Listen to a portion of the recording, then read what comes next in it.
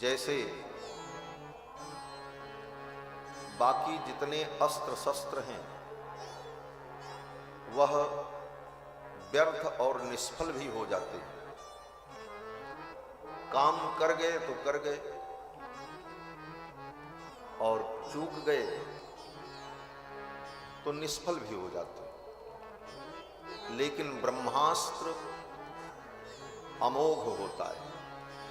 लोग कहते हैं महाराज अब हमने अंतिम शस्त्र चला दिया, ब्रह्मास्त्र चला दिया। क्यों बोले? ब्रह्मास्त्र अमोघ है, वह किसी भी परिस्थिति में व्यर्थ नहीं होता।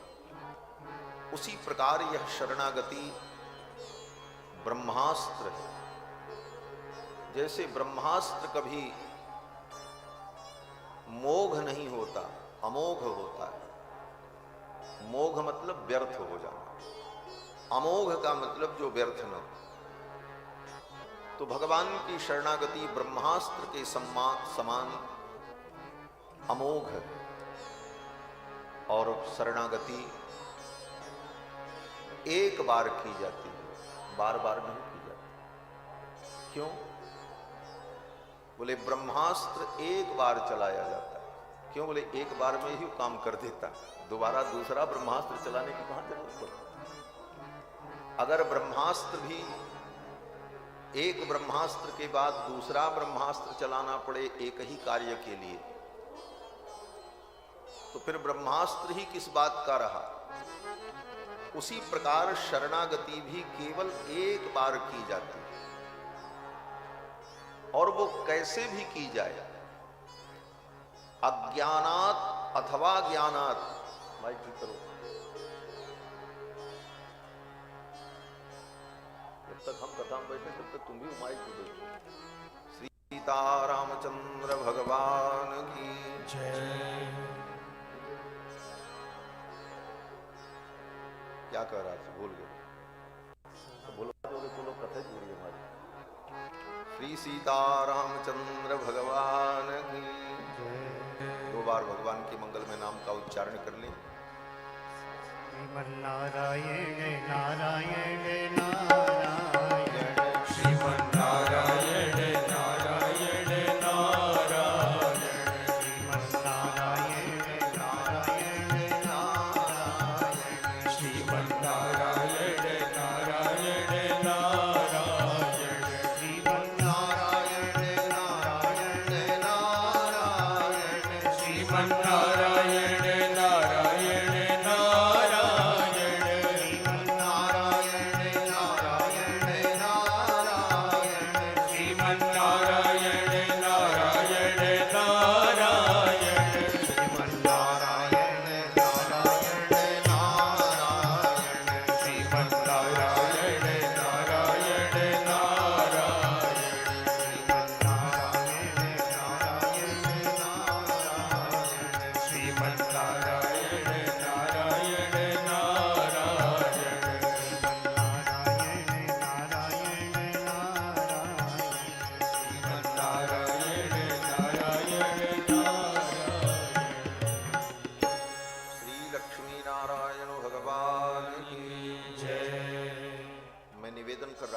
करके चाहे नासमझी में अज्ञानात अथवा ज्ञानात कृतमात्मनिवेदनम, व्यक्ति ने अगर एक बार आत्मनिवेदन कर दिया, शरणागति कर ली, फिर उसे निश्चिंत हो जाना चाहिए। क्योंकि फिर सब कुछ जिम्मेदारी भगवान की है। बस उसकी अनन्यता और उसकी प्रपन्नता विच्छिन्न होने न पाए। अनन्यता और प्रपन्नता उसकी दृढ़ बनी रहे भगवान के प्रति। श्री वल्लभाचार्य जी महाराज अपने ग्रंथ में कहते हैं, जावत अनन्यता तावद हरि। प्रभुपाद श्री वल्लभाचार्य कहते हैं कि जावत अनन्यता तावद हरि। जब तक आप में अनन्यता है तब तक भगवान हरि आपके साथ खड़े हैं। और अनन्यता अगर समाप्त हो गई तो फिर भगवान कहते हैं हम साझे का व्यापार नहीं करते, पार्टनरशिप में भगवान व्यापार नहीं करते। भगवान कहते मैं तुम्हारी रक्षा तो करने को तैयार हूं, लेकिन मैं अकेले तुम्हारी रक्षा। तुमने इसमें किसी को पार्टनर बनाया अगर कि ये भी हमारी रक्षा करें और ये भी करें, तब भगवान कहते तब हम नहीं करेंगे। भगवान कहते हमारे तुम्हारे बीच में और कोई न हो। यही अनन्यता, ये दृढ़ता जीवन में बनी रहे, इसी को गोस्वामी तुलसीदास जी महाराज कहते हैं कि जानकी जीवन की बलि जई हो, जानकी जीवन की बलि जई हो, श्रवणन और कथा नहीं सुनी हो, रसना और न गई हो, रुकी हो नयन बिलोकत और ही, शीश ईश ही नहीं हो, जानकी जीवन की बलि जई हो।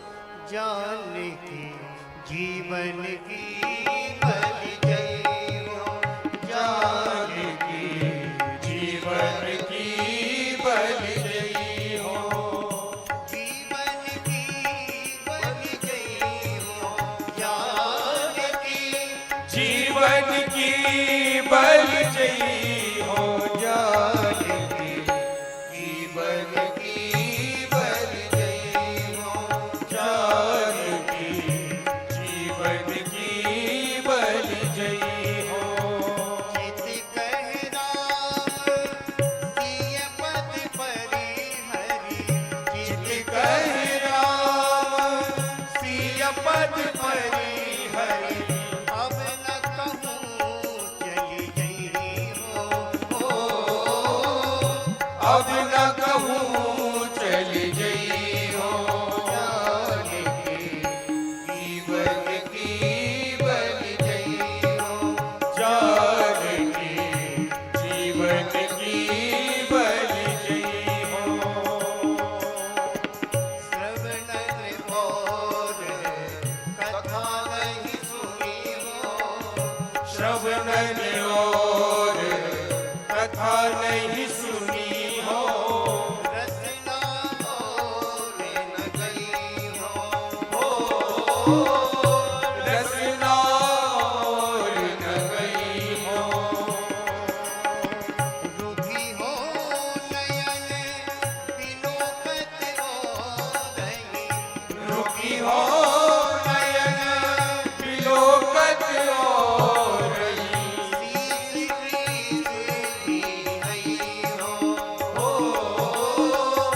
शीश शीश ही नहीं हो, जानकी जीवन की बलि जई हो, जानकी जीवन की बलि जई हो। ना तो नेह नाथ सो करी सब, ना तो नेह नाथ सो करी सब, ना तो नेह नाथ सो करी सब, ना तो नेह नाथ सो करी सब, ना तो नेह बहई हो, ना तो नेह बहई हो। यह झर भारी ताहि तुलसी जग, यह झर भारी ताहि तुलसी जग, या को दास कहई हो, जागो दास कहई हो, जानकी जीवन की बलि जई हो, जानकी जीवन की बलि जई हो, जानकी जीवन की बलि जई, जीवन की बलि, जीवन की बलि जई। यह अनन्यता अपने आराध्य भगवान श्री हरि को छोड़कर अन्यत्र हमारा मन न जाए और भगवान में हमारी दृढ़ निष्ठा बनी रहे, ये अनन्यता। बोले महाराज भगवान बड़ी देर में कृपा करते हैं, बाकी देवता बड़े जल्दी प्रसन्न होकर के हमारी कामना को पूर्ण कर देते हैं। बोले ये बात तो है, भगवान को प्रसन्न करना बड़ा कठिन होता है, लेकिन बाकी देवता प्रसन्न हो जाएं, इसके बाद वो सदा प्रसन्न रहेंगे, इसकी कोई जिम्मेदारी नहीं। लेकिन भगवान, बोले भगवान एक बार प्रसन्न हो जाएं तो फिर सदा के लिए वो प्रसन्न रहते हैं, कभी नहीं रूठते। इसलिए इसकी चिंता छोड़कर संसार में हम कैसे रहेंगे, हमारा काम कैसे चलेगा, बोले इसकी चिंता छोड़ दो। काम बने चाहे बिगड़े, राम जी के रहो। बने तो रघुबर से बने और बिगड़े तो भरपूर। बिगड़े भी तो राम जी से बिगड़े, राम जी से बिगाड़ भी करोगे तो कल्याण हो जाएगा। रावण ने और किसी से बिगाड़ नहीं किया, राम जी से किया। परिणाम बोले रावण कुल समेत तर गए। बने तो रघुबर से बने, बिगड़े तो भरपूर। और काह सो जो बने वा बनिबे में धूल। और किसी से अगर कुछ बने तो उस बनने में धूल पड़े, हमें बनाना है तो राम जी से बनाना। यह अनन्यता भगवान के प्रति जो है, यह भगवान को अत्यंत प्रिय है। अनन्यास चिंतयन्तो माम ये जना पर्युपासते तेषाम नित्याभियुक्तानाम योगक्षेमं वहाम्यहम्। इसीलिए आचार्य चरण कहते हैं जावत अनन्यता तावत हरि। और यह भाव तभी हृदय में दृढ़ होता है जब हम बार बार भगवान की मधुर लीलाओं को आचार्यों की दृष्टि से, आचार्यों ने जिस प्रकार चिंतन किया उस दृष्टि से भगवान के चरित्र को, भगवान की लीलाओं को श्रवण करें। तो इस श्रवण भक्ति के द्वारा धीरे धीरे ये भाव हृदय में दृढ़ हो जाता है। श्रीमद् वाल्मीकि रामायण दीर्घ शरणागति ग्रंथ है। इस ग्रंथ में पग पग पर भगवान की शरणागति की महिमा का ही वर्णन किया गया। सर्वप्रथम देवताओं ने शरणागति की। रावण के आतंक से त्रस्त होकर देवताओं ने भगवान की शरणागति की। और उस शरणागति में ब्रह्मा भी सम्मिलित थे, भगवान शिव भी सम्मिलित, इंद्र वरुण कुबेर सब। अर्थात यह देवता भी जिसकी शरणागति करते हैं उसी की शरणागति करनी चाहिए। जो स्वयं किसी दूसरे की शरणागति कर रहा है तो उसकी हम शरणागति करें तो इसका क्या फल होगा। इसलिए भगवान की शरणागति ही होती है। इसीलिए शरणागति में कोई नियम नहीं, कब करे, बोले चाहे जब करे, कहां करे, बोले कहीं भी करे, कौन करे, कहते कोई भी करे, कोई भी कभी भी कहीं भी जीव मात्र भगवान की शरणागति करे। किस काल में करे, बोले काल का भी कोई नियम नहीं, अधिकारी का भी कोई नियम नहीं। एक चीज का नियम है बस, क्या, बोले किसकी शरणागति करे इसका नियम। किसकी शरणागति करे, कहते हैं विषय नियम एवास्ति। शरणागति किसकी हो इसका नियम, और शरणागति भगवान की ही की जाती है। और किसी की शरणागति निष्फल हो जाती है, भगवान की ही शरणागति करने पर जीव को परम कल्याण की प्राप्ति होती है। तो देवता भी जिसकी शरणागति करें उसी की शरणागति हम लोग भी करें। भाई देवताओं ने भी भगवान की ही शरणागति की। जय जय सुरनायक जन सुखदायक, आप कहोगे शरणागति की? वो तो भगवान से प्रार्थना कर रहे हैं, बोले अपनी रक्षा के लिए, तो देवताओं ने भी शरणागति। इसके बाद देवताओं के बाद श्रेष्ठ सृष्टि अगर कोई है तो ऋषि है। ऋषि मनुष्य नहीं होते, ये बात ठीक ठीक समझ लेना चाहिए। ऋषि एक अलग कोटि है, उनको मनुष्य की कोटि में नहीं रखा जाता। लोग ऋषियों के चरित्र को देखकर मनुष्यों के धर्म के साथ उनके धर्म की तुलना करने लगते हैं। वो ऋषि ऐसे थे, वो ऋषि ऐसे। विराजिए स्वामी जी, वाह।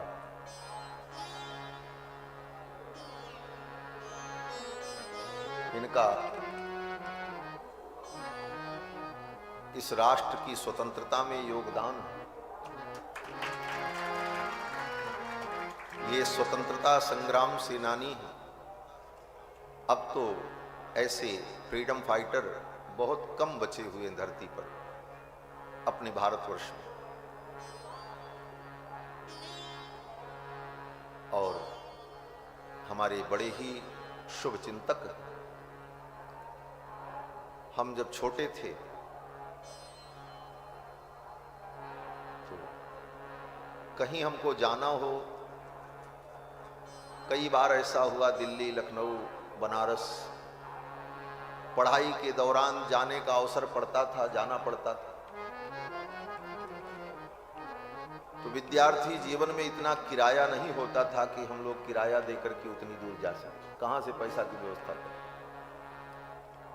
तो ये महाराज जी, श्री रामचल जी, इनके पास एसी का पास, बस का पास होता था, उत्तर प्रदेश सरकार की बस का पास और ट्रेन का पास। तो हम लोग कहते थे नाना जी चलिए, हमको दिल्ली में काम है, आप साथ चलिए। तो तुरंत तैयार हो जाते थे और साथ लेकर के जाते थे, और जब तक वहां रुके वो काम सब करा करके फिर साथ लेकर के आते। ऐसे किए हुए उपकार को कभी भूलना नहीं चाहिए। उपकार को याद रखना, यही सनातन धर्म। कृते प्रति च कर्तव्यम एष धर्म सनातन। महर्षि वाल्मीकि कहते हैं कृते प्रति च कर्तव्यम, किसी ने आपके लिए कुछ किया है तो उसके उपकार को सदा याद रखें, और उसके लिए हमसे जो बन पड़े हम उसके लिए कर सकें, यह भावना हृदय में हो, इसी का नाम सनातन धर्म। कृते प्रति च कर्तव्यम एष धर्म सनातन।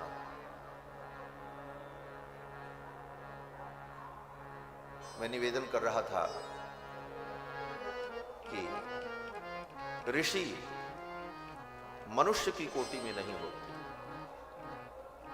ऋषियों से देवता भी पैदा होते हैं और ऋषियों से मनुष्यों की उत्पत्ति भी होती है, और ऋषियों से अनेक प्रकार के प्रजातियों की भी उत्पत्ति होती है। आखिर राक्षस भी ऋषि से ही तो उत्पन्न हुए। पुलस्त महर्षि के पुत्र विश्वश्रवा और विश्वश्रवा का पुत्र रावण। उन्हीं ऋषियों से पशु पक्षी भी उत्पन्न हुए। महर्षि कश्यप की पत्नी विनता देवी के गर्भ से गरुड़ जी उत्पन्न हुए। कद्रु के गर्भ से सर्प उत्पन्न हुए। तो ये ऋषि जो है ये मनुष्य नहीं। और मनुष्यों के लिए जो धर्म है वर्णाश्रम धर्म, वह धर्म ऋषियों के लिए नहीं है। ऋषि लोग जन्मजात अनेकानेक शक्ति और ज्ञान से संपन्न एक दिव्य सृष्टि है भगवान की। इसीलिए ऋषियों को मनुष्य की कोटि में नहीं माना जाता। तो ऋषियों ने भी भगवान की शरणागति, सबसे पहले विश्वामित्र जी ने शरणागति। भगवान श्री राम अयोध्या में अवतरित हुए,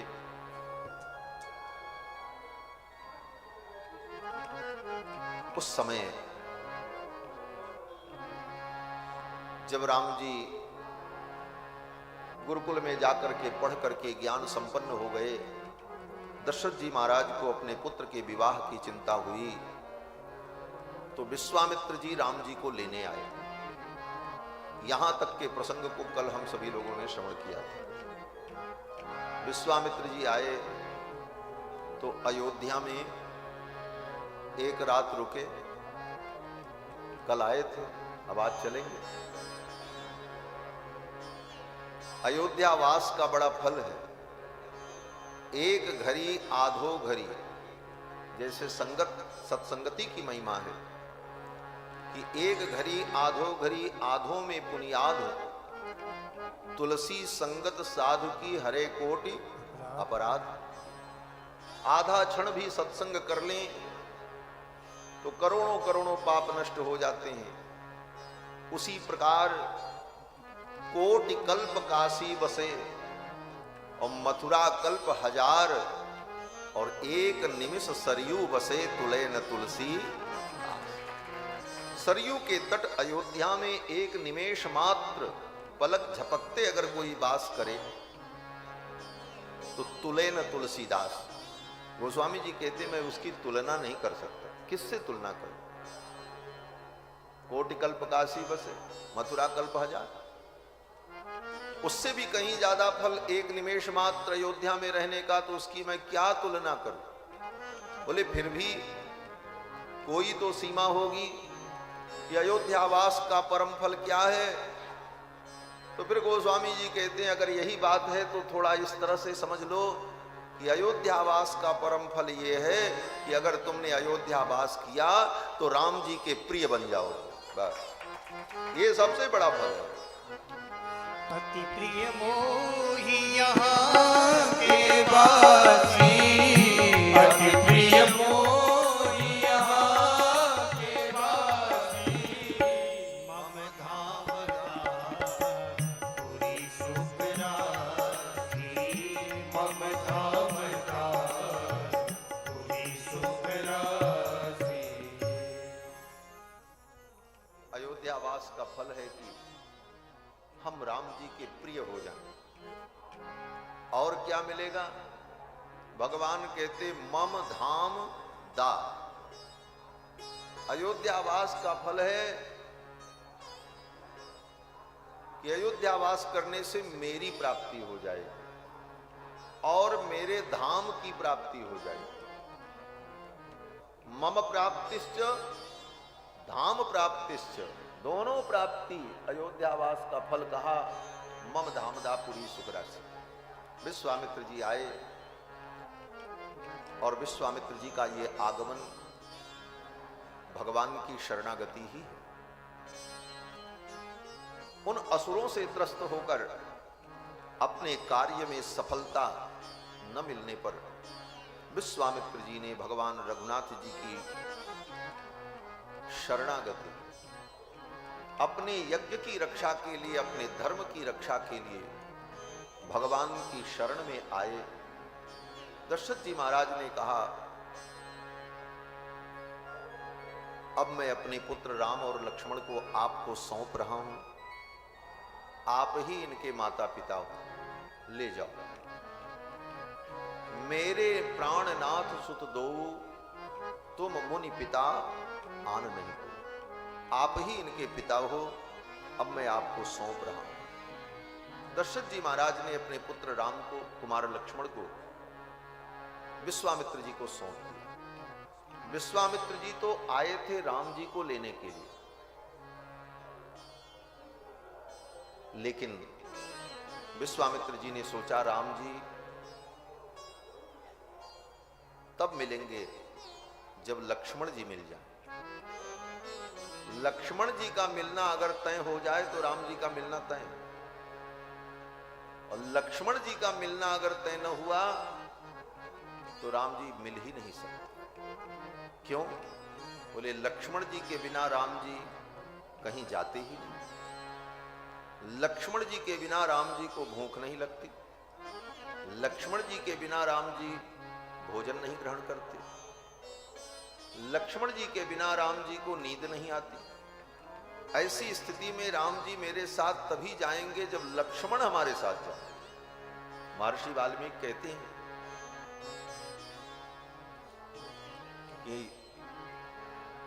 लक्ष्मण के बिना राम जी को नींद नहीं आती। न च तेन बिना निद्राम लभते पुरुषोत्तम मृष्टमन्नमुपानीतम अश्नाति नहीं तम बिना। लक्ष्मण जी के बिना भगवान भोजन भी नहीं करते। इसीलिए संपूर्ण लीला में जहां जहां राम जी वहां वहां लक्ष्मण जी। लक्ष्मण जी के बिना कभी राम जी पूरी लीला में नहीं रहे। सीता जी के बिना रहे, भरत जी के बिना रहे, हनुमान जी के बिना भी रहे, माता पिता के बिना भी रह लेते हैं, लेकिन लक्ष्मण जी के बिना राम जी कभी नहीं। क्या ऐसी विशेषता है लक्ष्मण जी में? कहते हैं लक्ष्मण जी जीवाचार्य हैं, जीवों के आचार्य हैं। रामानुज, राम के अनुज, रामानुज इन्हीं का नाम है। यद्यपि देखा जाए तो रामानुज भरत जी को होना चाहिए। क्यों? बोले राम जी के बाद जन्म भरत जी का हुआ।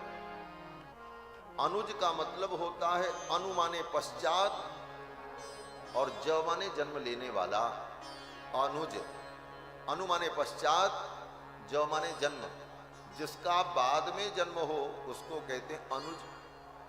तो राम जी के बाद तो भरत जी का जन्म हुआ, तो भरत जी रामानुज होते, और भरत जी के बाद लक्ष्मण जी का जन्म हुआ तो लक्ष्मण जी भरतानुज होते। ऐसा कहना चाहिए। लेकिन सर्वत्र शास्त्रों में, रामायण में लक्ष्मण जी को ही रामानुज कहा गया। क्यों? बोले गर्भ में आगमन को लेकर सबसे पहले गर्भ में कौन आया? बोले सबसे पहले गर्भ में राम जी आए। मां कौशल्या ने जब पायस ग्रहण किया तो पहले राम जी गर्भ में आए, और मां कौशल्या के बाद जो पायस दशरथ जी ने सुमित्रा जी को दिया तो लक्ष्मण जी गर्भ में आए, और सुमित्रा जी को पायस देने के बाद कैकेयी जी को पायस मिला तब भरत जी गर्भ में आए। तो गर्भ में आने के क्रम में सबसे पहले राम जी आए, और उसके बाद तब लक्ष्मण आए, तब भरत जी आए, और तब शत्रुघ्न आए। इसीलिए इसी क्रम से भगवान के चारों भाइयों का स्मरण होता है। राम, लक्ष्मण, भरत, शत्रुघ्न। राम, भरत, लक्ष्मण, शत्रुघ्न ऐसा नहीं कहा जाता। राम, लक्ष्मण, भरत, शत्रुघ्न। गर्भ में आने के क्रम को लेकर के लक्ष्मण जी का रामानुजत्व सिद्ध होता है कि ये रामानुज है। और रामानुज शेष जी, ये जीवाचार्य हैं, समस्त जीवों के आचार्य हैं। शरणागति भगवान की तभी सफल होती है जब आचार्य के माध्यम से आचार्य साथ में हो। इसीलिए भगवान रामावतार में दीर्घ शरणागति का उपदेश करते हुए सर्वत्र लक्ष्मण जी को अपने साथ रखते हैं। क्यों? बोले जीव हमारे शरणागत हो, इसीलिए तो अवतार लेकर के भगवान लीला कर रहे हैं। और कोई जीव पता नहीं कब कहां शरणागति करने के लिए आ जाए, तो बिना आचार्य के शरणागति नहीं हो सकती। इसलिए आचार्य को लेकर के भगवान घूमते। यद्यपि हम कलयुग के आचार्य भगवान को लेकर के घूमते हैं, लेकिन लक्ष्मण ऐसे आचार्य हैं रामानुज, जिनको स्वयं भगवान अपने साथ लेकर के, ये आचार्य हैं। आचार्य रहेंगे तभी जीव शरण में आए। आचार्य के अनुग्रह के बिना जीव की शरणागति भगवान स्वीकार नहीं करते जब तक आचार्य उसका पुरस्कार न करे। तो आचार्य जब रहें और तब भगवान की शरणागति हो और आचार्य उस शरणागति का अनुमोदन कर दें, समर्थन कर दें, तब भगवान उस शरणागति को स्वीकार कर लेते। और रामावतार में अनंत अनंत जीवों को शरणागत होना है। आचार्य तो श्री जी भी हैं, श्री जी भी आचार्य हैं, किशोरी जी, लेकिन श्री जी आचार्य होते हुए भी हर काल में भगवान के साथ रहें, ये संभव लीला में न हो सका। इसलिए लक्ष्मण जी को, जीवाचार्य को सर्वत्र भगवान अपने साथ ही रखते हैं। पता नहीं कौन सा जीव शरण में आ जाए तो आचार्य का अनुग्रह प्राप्त होगा और वह शरणागत हो जाए। विश्वामित्र जी इन सारे रहस्यों को जानते। महर्षि, महर्षि का मतलब ही है जो मंत्रों के दृष्टा हों, तत्व को जानने वाले हों, उन्हीं को तो महर्षि कहा जाता।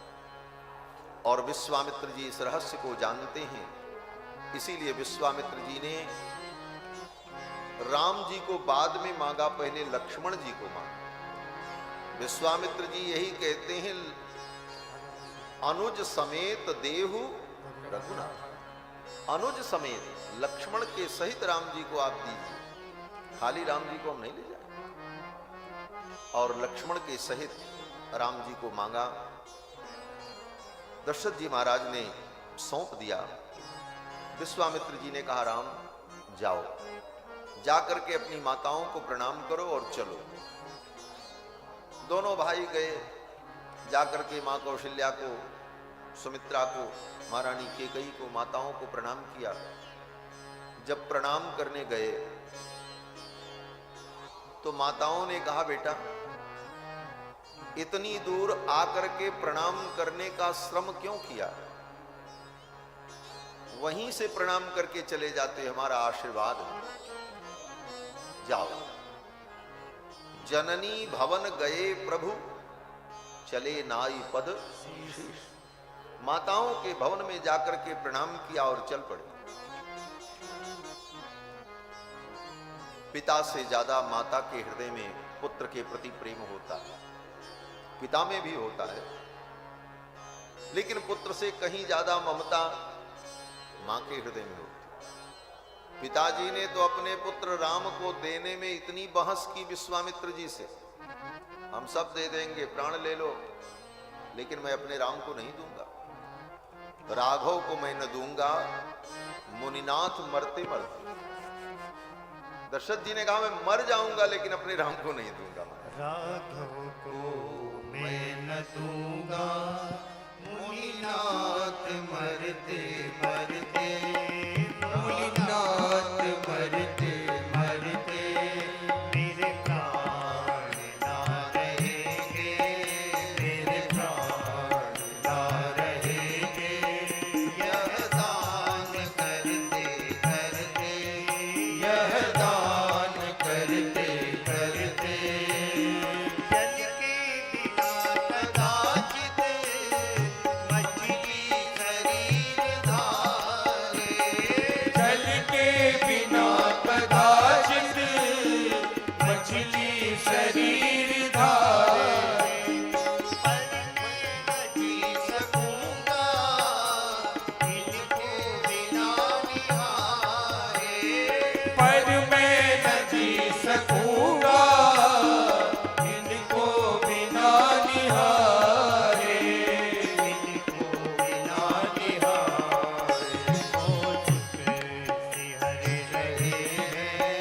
कौशिक सिहर रहे हैं, ये गान डरते डरते, ये अंग डरते डरते।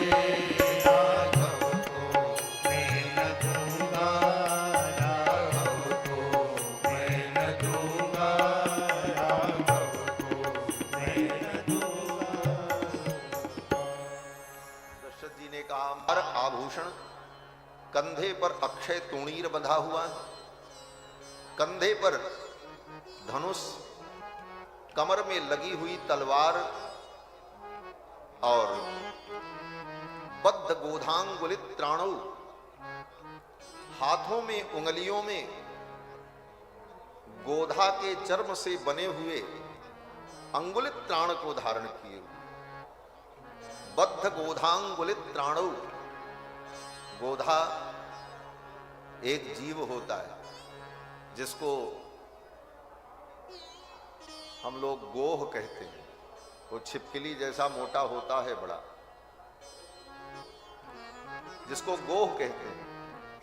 उसका चमड़ा बड़ा मजबूत होता है और उसके चमड़े से बना हुआ दस्ताना, हाथ में जैसे दस्ताना पहनते हैं उसी प्रकार गोह के चर्म से बना हुआ दस्ताना वीर लोग अपने पंजे में धारण करते हैं कि अगर कहीं तलवार पड़ भी जाए विरोधी की तो उंगलियां घायल न होने पाए, इसलिए हाथों की सुरक्षा के लिए हाथ में वो अंगुलित त्राण, अंगुलियों की रक्षा के लिए धारण किया जाता है।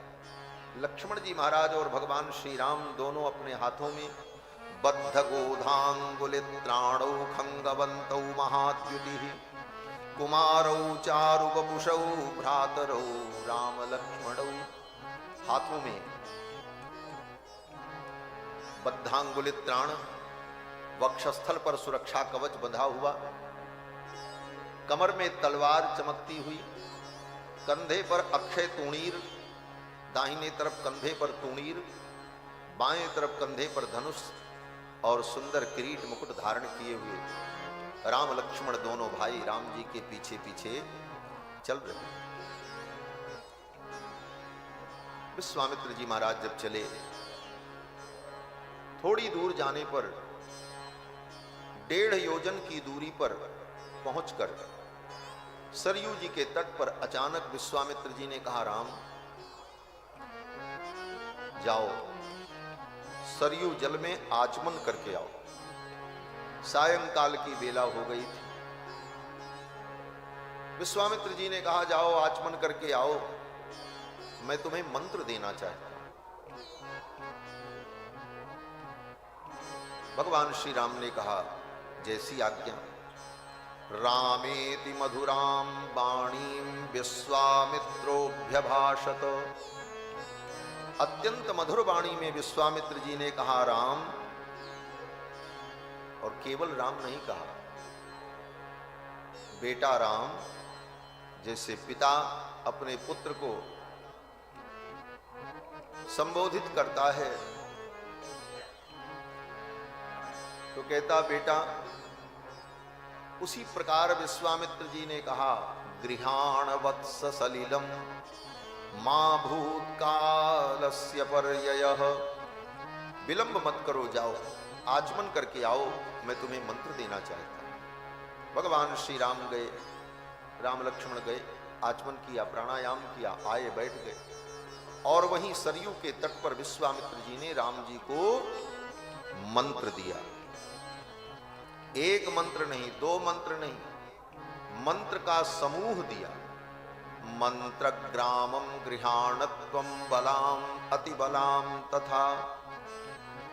मंत्र ग्रामम, मंत्र का समूह, अतिबला और बला। बला अतिबला नाम की विद्या, जो मंत्रों का समूह है, वह मंत्र विश्वामित्र जी ने राम जी को दिया और कहा, राम, इस मंत्र के प्रभाव से तुम्हें कभी थकावट नहीं होगी और कभी तुम्हें ज्वर नहीं होगा, बुखार नहीं होगा। न श्रमो न ज्वरो वाते नते रूपस्य विपर्यय। हे राम, इस मंत्र के प्रभाव से तुम्हारे स्वरूप में कभी कोई परिवर्तन नहीं होगा। जैसा मुखमंडल, जो प्रसन्नता है, ये प्रसन्नता, ये मुखमंडल ऐसा ही सदा बना रहेगा। और राम, न च सुप्तम प्रमत्तम वा धर्षयिष्यन्ति नैरिताः तुम अगर सोते भी रहोगे, प्रमाद में भी रहोगे, प्रमाद का मतलब किसी बात पर बहुत ज्यादा ध्यान न देना, इसको प्रमाद कहते हैं। ऐसी स्थिति में भी अगर रहोगे तो शत्रु तुम्हारा कुछ नहीं बिगाड़ सकते। इस मंत्र के द्वारा सदा तुम सुरक्षित रहो और तीनों लोकों में तुम्हारे समान कोई नहीं होगा। और कोई अगर तुमसे बात करने के लिए आए तो वह तुमसे वाणी के व्यवहार में, शास्त्रार्थ में कभी तुमको पराजित नहीं कर पाएगा। विश्वामित्र जी ने कहा, नोत्तरे प्रतिवक्तव्ये समो लोके तवानघ। नोत्तरे प्रतिवक्तव्ये, कोई भी प्रश्न तुमसे कोई करेगा तो उसका उत्तर देने में तुम समर्थ हो। यद्यपि भगवान को इन मंत्रों की कोई जरूरत नहीं है, भगवान तो स्वयं सर्वसमर्थ हैं, लेकिन विश्वामित्र जी ने यह मंत्र, ये विद्या राम जी को समर्पित की।